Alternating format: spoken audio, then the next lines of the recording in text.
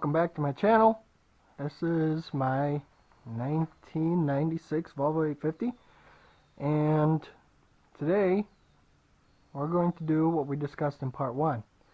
If you haven't seen part 1, head over there, watch part 1. You don't have to, but we're going to be replacing the battery. Yep, this battery's dead, like we went over in the first video. But yeah, we left off where we had replaced the map sensor, and we tried to start the car. It wouldn't start because the battery's dead. So we're going to replace the battery. The things you're going to need to replace the battery should be 10mm socket and a pair of vice grips. And you'll see what we use the vice grips for. Loosen these guys, and cable positive comes off. Do whatever you want, okay? It's a free country or something like that. Take off whatever cable you want. So there's a clip right here. You can see this guy.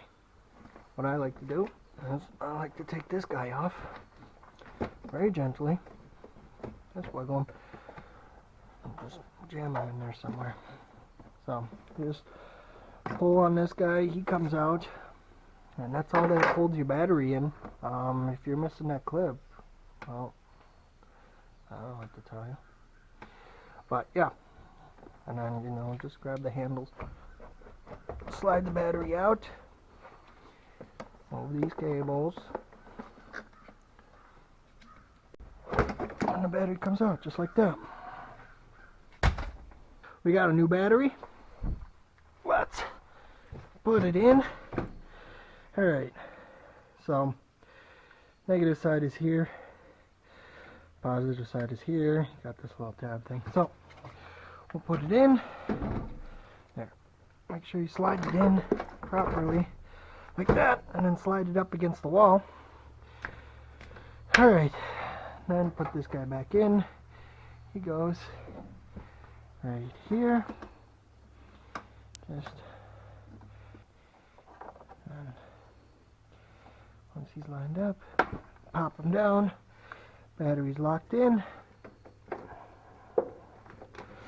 Get this guy out. Oh, that's going to be a problem, isn't it?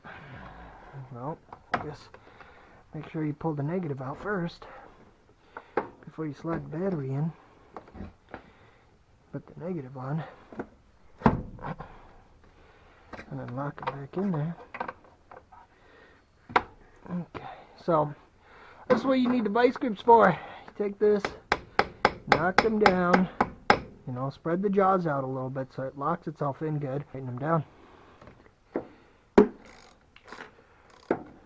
Don't lose those. They're important. No, they're not. I'm joking. Tight. And then take this guy. You should probably, you know, clean up the terminals in here and stuff. I just don't bother. I don't. You don't necessarily need the vice grips, you know. Just use this guy. Tighten the nuts, bolts, whatever. So in there, take these. A lot of people don't know what this is for. This plug. On some cars, like Mercedes and BMW, you got two holes in here. You got one here and you got one there. There's a breather vent, especially for vehicles with the battery in the trunk. The breather vent it's a pipe that comes in here, plugs in here, goes down through the floor so that way you don't get fumes from it going into your hatch and ends up, you know, poisoning you. That would be bad if it poisoned you. So just don't do that, I guess. So yeah, just make sure you plug in the breather vent. This car, they didn't care about this stuff, so, you know, just throw that stuff out. I think we're going to try and start the car, and if the car starts and runs, we're going to be in good shape. If it doesn't start and run, well, we'll fix whatever else is broken on it. So, oh, we got lights. That's good. Put it in there. Turn the key. Hear the pump. Yep, pump kicks in. And crank it.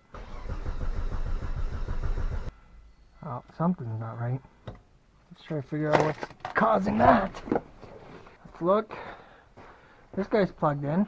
Okay, we'll unplug him and see if that is the problem. Let's put this pipe back on.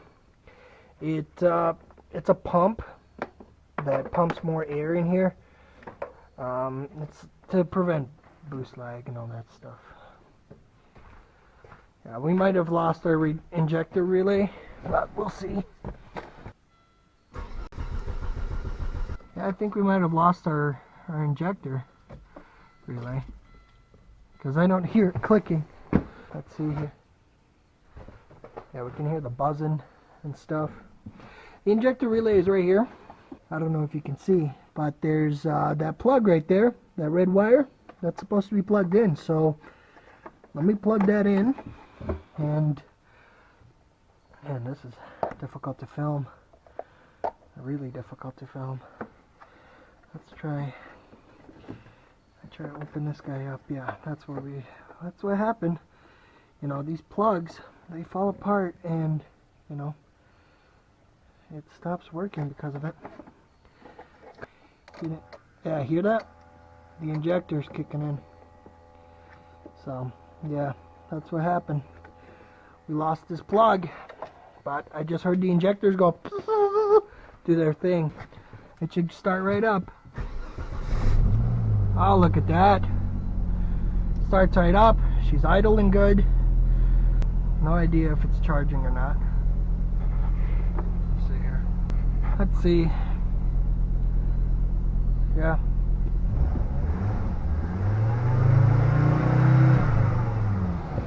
Let's see out the back here.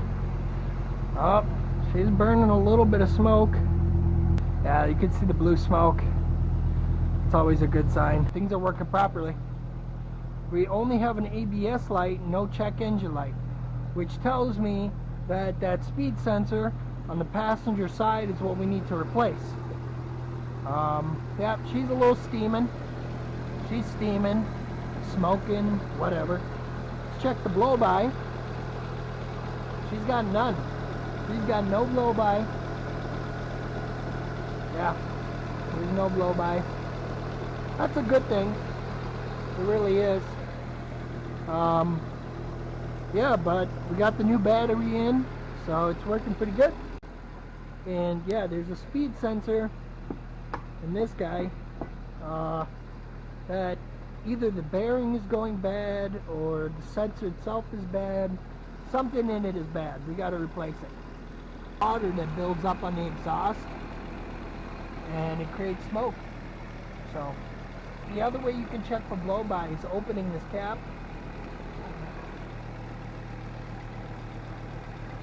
Yeah, it really has no blow-by. You can see no smoke coming out, no rings stuck. So you can see the cam whirling around in it. Don't stick your finger in there. I know it's tempting. Don't do it. So, yep. She's running good now. Check engine light went away. We'll see if it comes back on. I'll let it warm up, and we'll come back to it and see what happens. Here we are. We're going to be checking the alternator, see if it's putting out a charge. You should do this every time you change the battery to see what the alternator is saying. So we want to check it on volts. Put it on 20. Yep. Oscillating. No, that's not what we want. What in the thunder is going on here? Yeah, negative here. Positive there.